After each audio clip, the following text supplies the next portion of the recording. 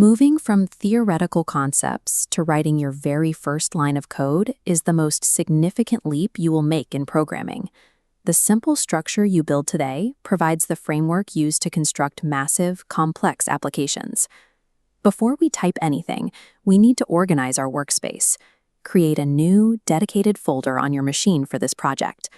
Developing a habit for strict file organization prevents errors as your software becomes more advanced. Inside that folder, create a new file and name it program1.cpp. That .cpp extension is mandatory. It is the specific signal the compiler needs to recognize that the text inside follows the rules of the C++ language. Establishing a dedicated directory and using the correct file extension are the essential steps required before you can write your first line of logic. We begin with the mandatory skeleton. At the top, type #include iostream, a standard library granting your program the ability to display text. Next, type using namespace standard to simplify function calls and prevent naming conflicts. Think of a namespace like a surname. If two different families, the Vermas and Sharmas, both have a child named Rahul, calling his name causes confusion. You must specify which family he belongs to. Declaring using namespace standard tells the compiler to assume the standard family by default, allowing you to use commands directly without typing a prefix every time. These top two lines form your infrastructure. They load your program's capabilities and prevent confusion, creating a clean stage for your logic. Now we move to the engine. Type int main followed by curly braces. Every instruction must occur inside here. Inside, type cout, two less than signs, and hello coders in quotes.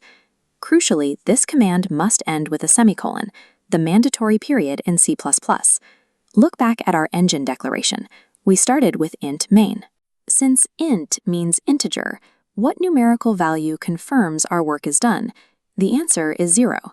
Type return 0 to signal the computer successfully reached the end without errors. Everything inside these braces constitutes the brain of your application. It only functions correctly if you follow these specific syntactical rules. Once your code is saved, the quickest way to execute it is to click the play button in your editor for immediate results. However, running code manually shows what the compiler does under the hood. Type g++ program1.cpp-o program to translate your text file into an executable. Then type /program and press enter to trigger the machine code and display your output. Mastering these commands removes the mystery of the run button. It reveals the mechanical process of turning static code into working software. Looking at the 6 lines we just completed, we can see 3 distinct zones: the preparation, the engine, and your specific logic. This summary provides your reference for the manual execution process, using G++ to compile your work and // to run it. As you progress, your algorithms will become much larger and more complex. However, this structure and compilation workflow will remain the standard framework you rely on for every C++ project you build.